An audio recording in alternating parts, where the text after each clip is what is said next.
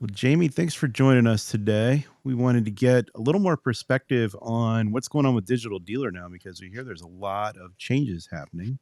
And we also want to say thank you for we've had a number of scheduling conflicts and things along the way to get here. And so we're doing a recorded show instead of a live show, but it'll be just as good, I promise. Well, I appreciate you all having me on. I know that you're very busy. You have a lot of demands on your schedule. So thank you for including me and figuring out how to fit this in. We appreciate it. Yeah. Well, when Digital Dealer came to us and said, "Hey, we're making some changes," we wanted to let everyone know. So they sounded good to us. Well, I hope so. I appreciate you asking about that. The team has put in some very specific changes based on surveys that we've received from previous shows. We've gone through and dug through several of the survey responses and then talking to advisory members, solution providers, and then current attendees and people looking to attend the show that have said, hey, we need some updates for this long-standing brand. So first and foremost, we've made the show from 2.5 days to 2 days with the idea of trying to be conscious towards people's spend. We're all aware of what we're spending these days and trying to be careful with that. And then also it allows the dealers and the solution providers, the OEMs, the rooftop owners to get back to doing business, right? It allows our community to get back to the business of selling vehicles if we pack everything into 2 days versus 2.5. So that's a big schedule change that we've put into place, one of them. Nice. We've also updated our content, which I think is super important, right? So we have an expo floor where the solution providers showcase their products and services that are geared towards dealers, OEMs, rooftop owners. And then we have a huge portion of our show that's conference. And one of the things we learned is that our community does not want to be spoken to in big panels. They've made that loud and clear. So for the 2 days of the show, we have two different styles of content. The first day is 25-minute bite-sized talks, all different topics of conversation. And then the second day dives into 90-minute, more lengthy workshops, laptops open, solving a problem that dealers can take back to their place of business and put in place in real life. So the two complement each other on purpose and are very different styles altogether, and no panels. So what's No the beef with panels. the panels? It was just a very educated crowd, right? These are very business savvy people. They know what they're doing.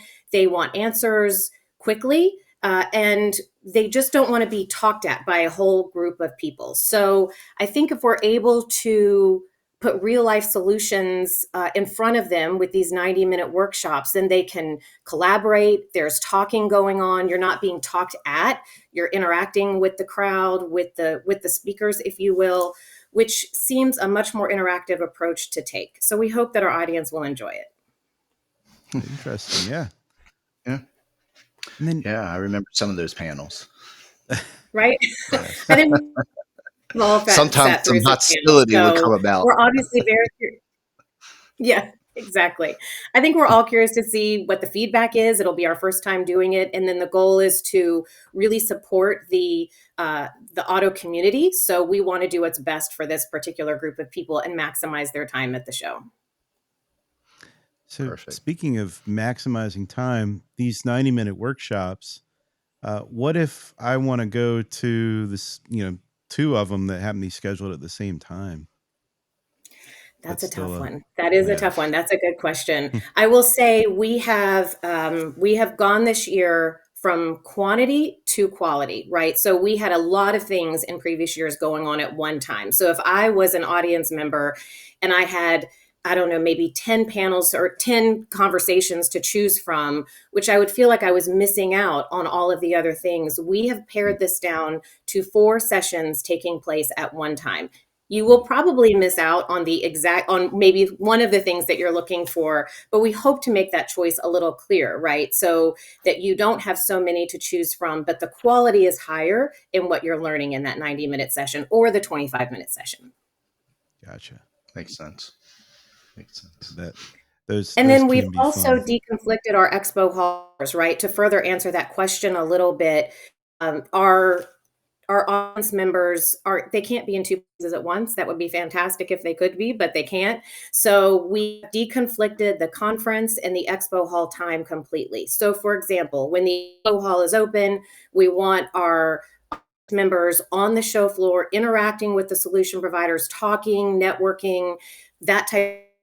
And when the conference session is going on during the day, the expo hall will close. So you're not torn between two places. You can spend ample time on the show floor asking questions, networking, meeting with people, but then you can spend just as much time in the education portion of the show. Nice. That's a great idea. So the solutions providers, can they attend the workshops and everything too? They can. That's a really good question, actually. Yes. So with the closing of the expo hall hours, they're welcome to, answer email, have meetings, that type of thing. But we also want our solution providers to be included. So we want them to be able to come in and sit and learn from one of our experts leading a session. Absolutely. Cool. Yeah, that's good. Speaking of sessions, what are some of the? Can you review some of the sessions that you're looking forward to? Yeah, so AI is obviously a big topic, right? So we have some 90-minute sessions on AI from various companies. We have 25-minute sessions on that particular topic as well. Overall, the heartbeat of our show is we're a digital marketing show. The goal is to provide the space for the dealers and the solution providers to come together and solve problems when it comes to digital marketing, which is how most of us buy cars these days, right? It's amazing how much we all do in advance to purchase a car. So, so that's our heartbeat of our show. But we have things for F&I, we have marketing, AI, we have a whole host of different things for people to choose from, and we have our conference listed on our website. Excellent. You mentioned something earlier about an AI hackathon. Yeah, it's pretty cool, actually. So this will be our third year hosting the AI Hackathon. Brent Weiss is the host of it. He's the creator of it. He's the mind behind everything. I will say it is completely sold out right now. It seats about 120 people. We'll have tables of 10 where people will open their laptops. Brent will give them a problem, a real life problem. We don't know what it will be until they show up and then they're in the meeting room.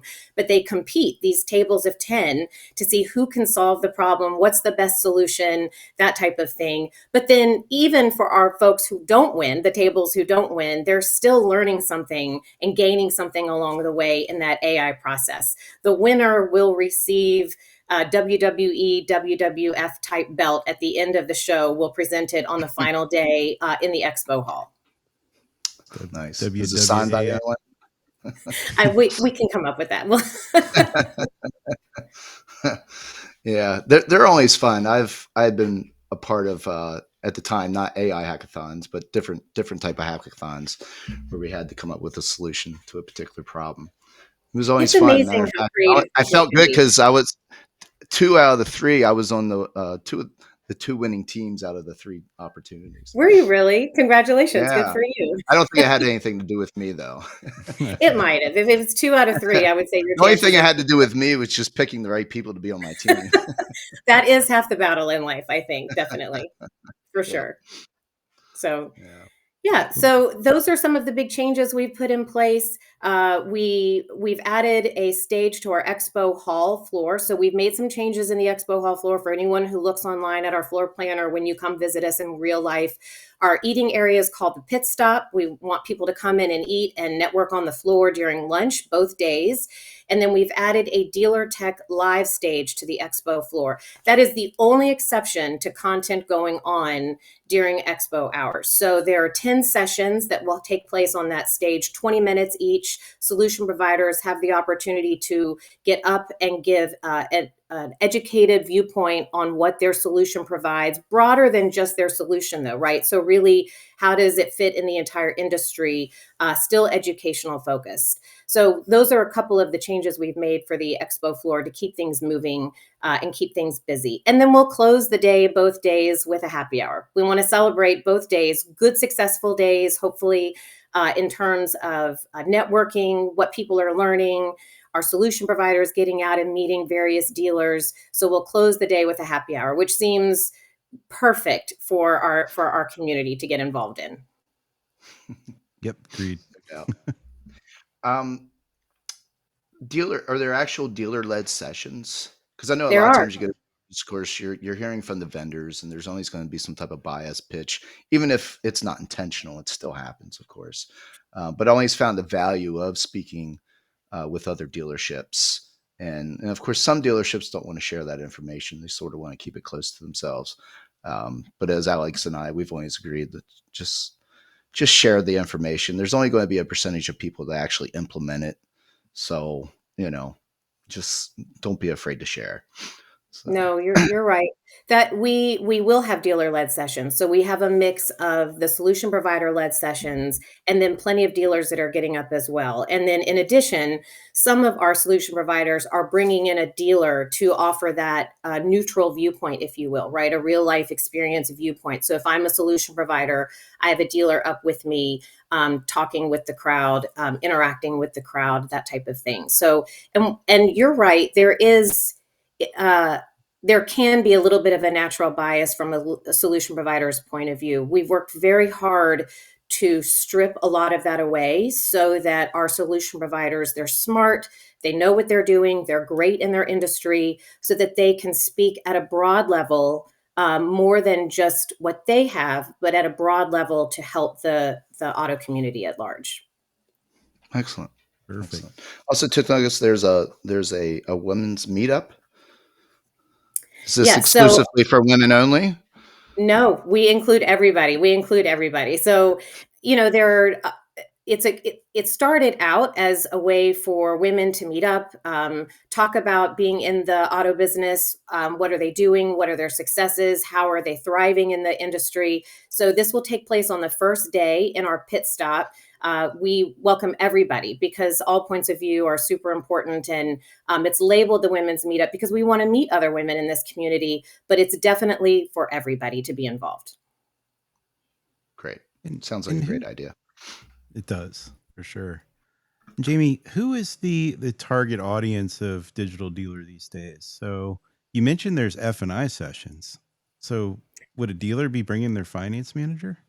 They Yeah, could. I certainly. actually was chatting with LinkedIn on with someone specifically about this. It's certainly not our focus, right? Our focus is really digital marketing, but we do have sprinkled in broad topics across the board. So whether you're front of the house, back of the house, there should be something there for you to learn from and interact with. Our target audience, it's the marketing people at the dealerships, the OEMs, and then it's the decision makers. We also it's kind of a little bit of a broad sprinkle in there, but anyone who's working in that digital marketing space trying to solve that issue for their dealership or OEM, then we want you at the show to network, provide experience, and then also learn. Excellent. All right. Yeah. Well, Jaymie, thank you for your time today. And Well, I appreciate y'all's time. Thank you. I look forward to meeting everybody there. This will be my first digital dealer. Oh, I'll really? confess, truly, yes. So not new to the events industry space, been here for about 15 years, but new to this particular show. So I look at it as a way to meet our community, both on the attendance and the solution provider side, hear what is needed, and then continue to make Digital Dealer grow and meet the needs of the community. Perfect. Yeah. Perfect. Yeah. Well, thank you Goes again, way back Jaymie. for us. Yeah. Yeah. Thank you so much. Well, I could probably learn from you. Thank you. I appreciate y'all's time. Well, before we go, the digitaldealer.com's the website. All the information is there. You can register from there as well. It is October 14th through the 15th. And I believe it's at Mandalay Bay this year. It is. It's at Mandalay Bay. You're right. October 14th and 15th. Everything is on the digitaldealer.com website. We have a whole host of information. My contact information is on there as well. If someone needs to call or email me, I'm always available. We encourage people to sign up for passes to visit the show. We want you there. And if you're a solution provider, we are almost sold out on the expo floor. We have just a few spots left. So if you're on the fence and not sure, give us a buzz. We can figure something out. We'd love to have you with us. Perfect. Thanks, you guys. Thank you. Thank you so much.